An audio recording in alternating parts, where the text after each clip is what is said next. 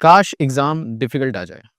जी हाँ, I wish कि ये जो 30th नवंबर को एग्ज़ाम होने वाला है ना आपका आईबीपीएस पीओ मेंस, मैं प्रार्थना करूँगा कि ये सबसे डिफ़िकल्ट एग्ज़ाम हो अब तक का आईबीपीएस की हिस्ट्री में। दोबारा बोलूँ? आई विश कि ये जो एग्ज़ाम है 30th नवंबर को जो आप देने जा रहे हैं, ये अब तक की हिस्ट्री का सबसे डिफ़िकल्ट एग्ज़ाम होना चाहिए। मैं ऐसा क्यों बोल रहा हूँ? क्योंकि मैं आपका वेल विशर हूँ। मैं आपका भला चाहता हूँ, मैं चाहता हूँ कि आप इस एग्ज़ाम को क्रैक करें। नहीं समझ में आई बात? बहुत सारे बच्चों को नहीं समझ में आई होगी, ठीक है? तो थोड़ा-सा और डिस्कस करते हैं डेप्थ में। उससे पहले मैं एक डिस्क्लेमर दे दूँ कि ये जो वीडियो है, ये बेसिकली उन बच्चों के लिए है जो ऑलरेडी मतलब ऑलरेडी आईबीपीएस पीओ मेंस के फुल लेंथ मॉक्स में 90 परसेंटाइल हिट करते आ रहे हैं कुछ समय से, ठीक है? आई रिपीट, ये स्ट्रैटेजी या ये जो वीडियो मैं बना रहा हूँ अभी, ये उनके लिए है जो आईबीपीएस पीओ मेंस के फुल लेंथ मॉक्स में ऑलरेडी 90 परसेंटाइल स्कोर करते आ रहे हैं, which implies they are already prepared हर तरीके से। यानी क्वांट की बात करें तो उन्होंने क्वांट में कुछ नहीं छोड़ा।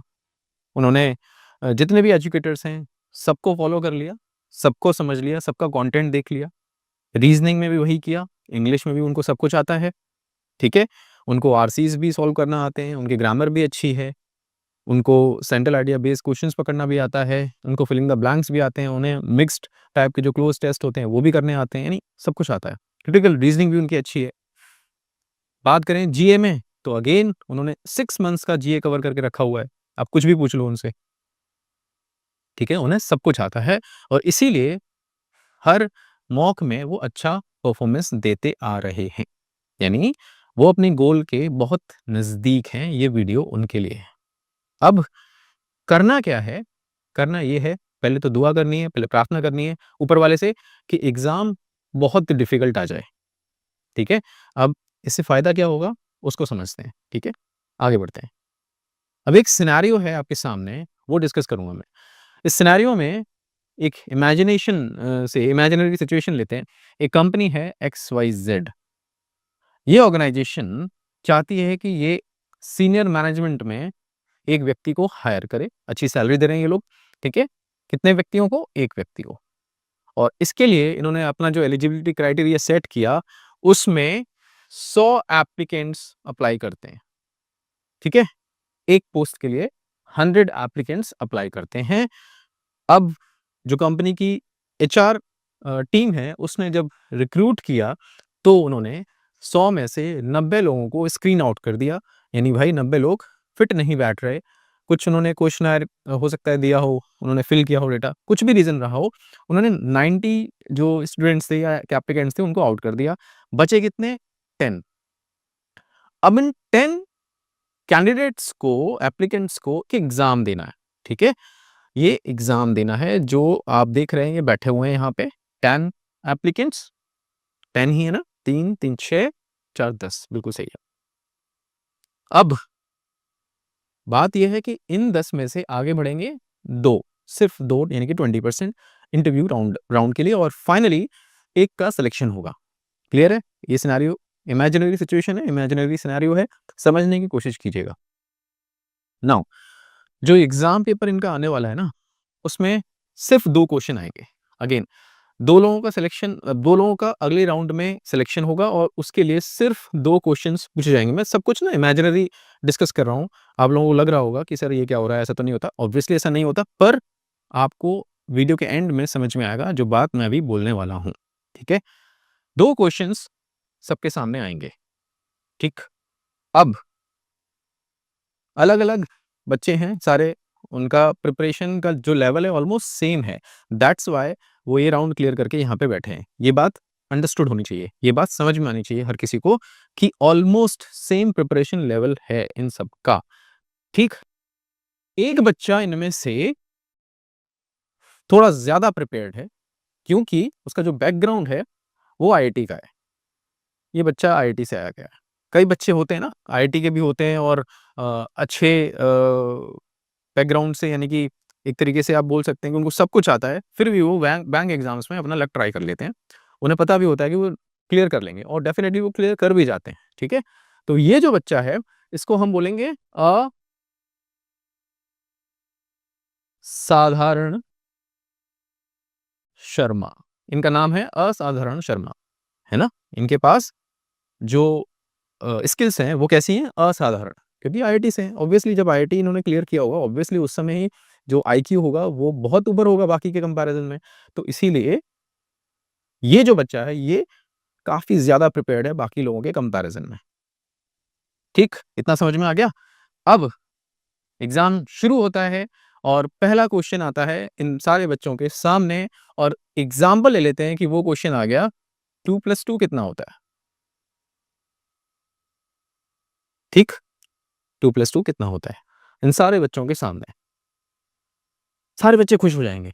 सारे बच्चे खुश हो जाएँगे, वाह! मुझे आता है ये क्वेश्चन, मैं कर सकता हूँ, मैं कर सकती हूँ।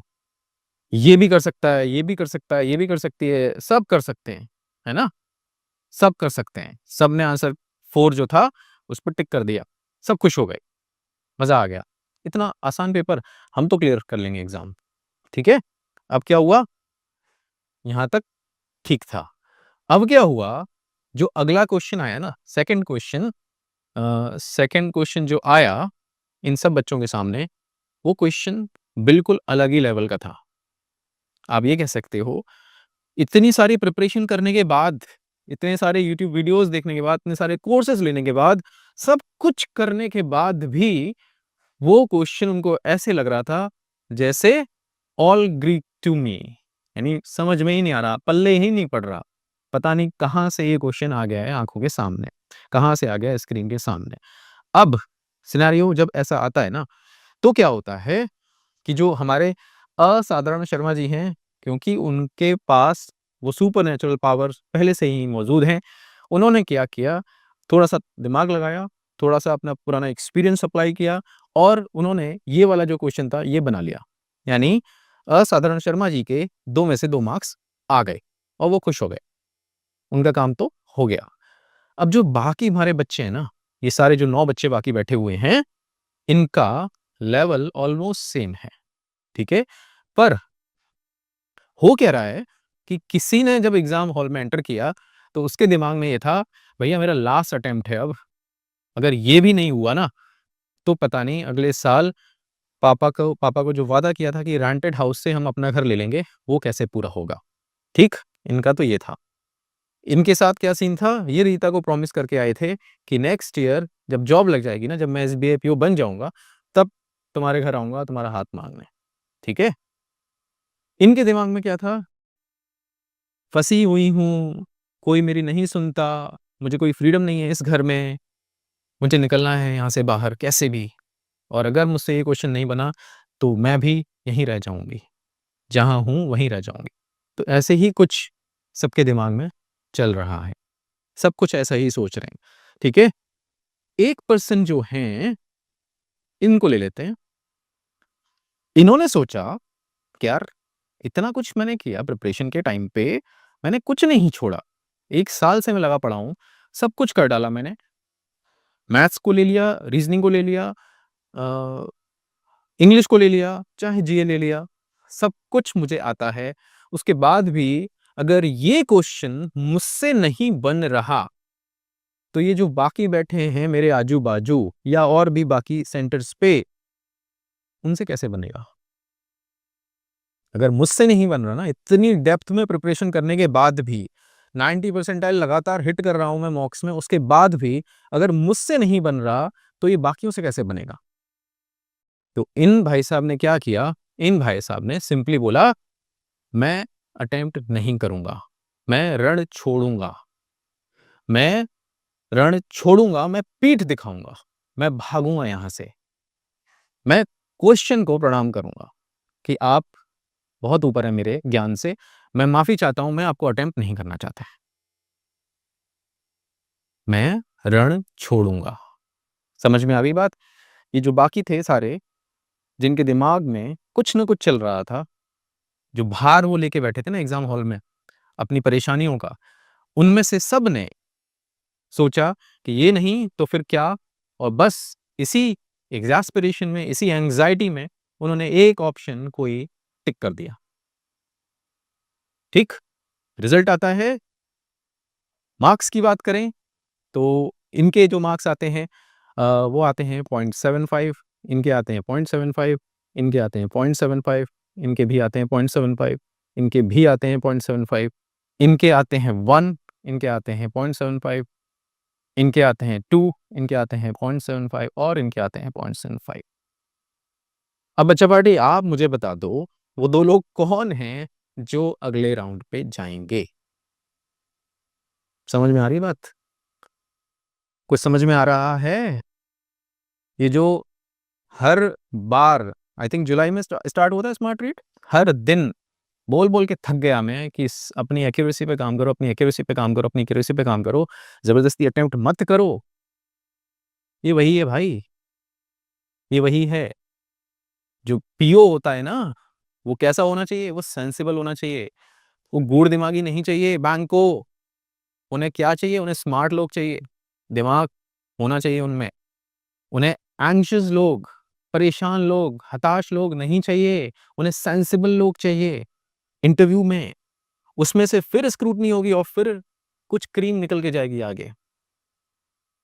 तो अगर आप इस अप्रोच से कि ज़्यादा अटेम्प्ट करूँ कि ज़्यादा मार्क्स आ जाएँ, तो कुछ नहीं होने वाला, आप नीचे आ जाओगे।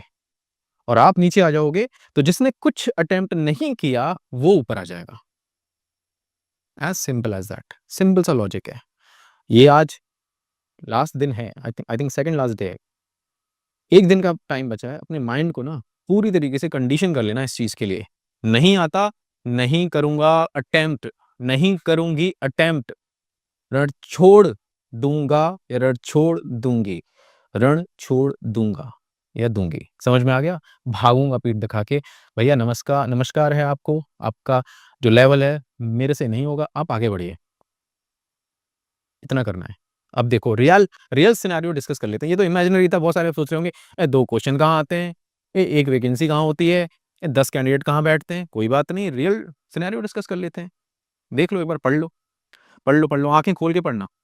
Scored 0 in data analysis, you can still have a career in banking.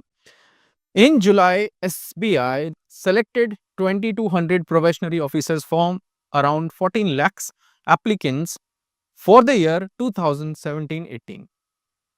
These officers were selected on the basis of their aggregate score, which includes scores from other sections. अब एक इसी न्यूज़ का जो एक पार्ट है वो पढ़ लो।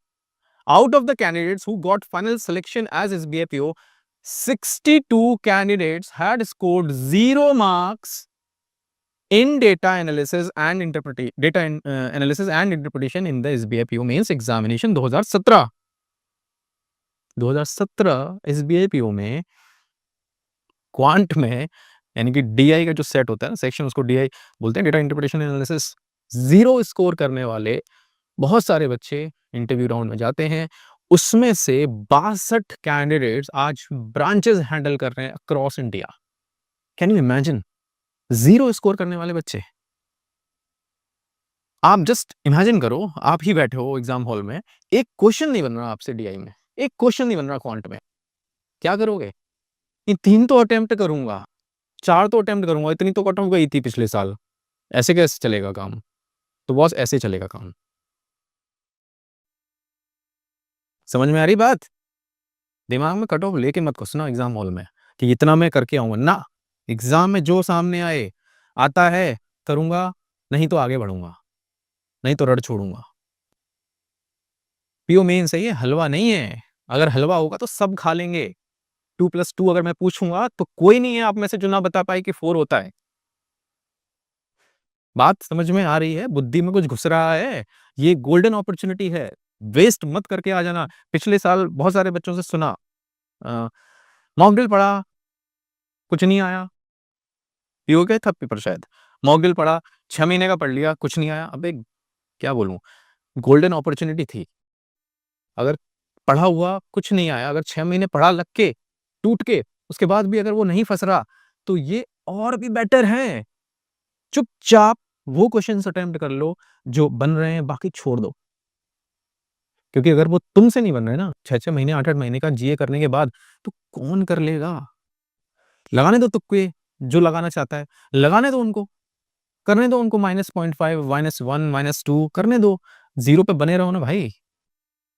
इतना क्वांट पढ़ लिया है, इतना नहीं समझ में आ रहा कि 0 बड़ा होता है -0.25 से?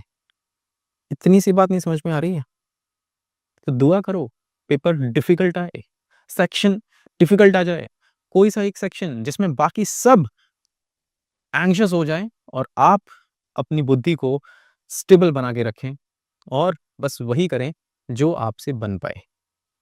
समझ में आ रही है बात? That's it. इससे ज़्यादा मैं अब नहीं बोल सकता। बहुत बोल चुका हूँ और बहुत सुन भी चुका हूँ। बहुत सारे बच्चे मेरे को इंडिविजुअली मैसेज करके बोलते हैं, "सर ये क्या आप एक्यूरेसी बोलते हो? अटेम्प्ट नहीं करेंगे तो मार्क्स कैसे आएँगे?" बहुत सारे बच्चे बोल चुके हैं।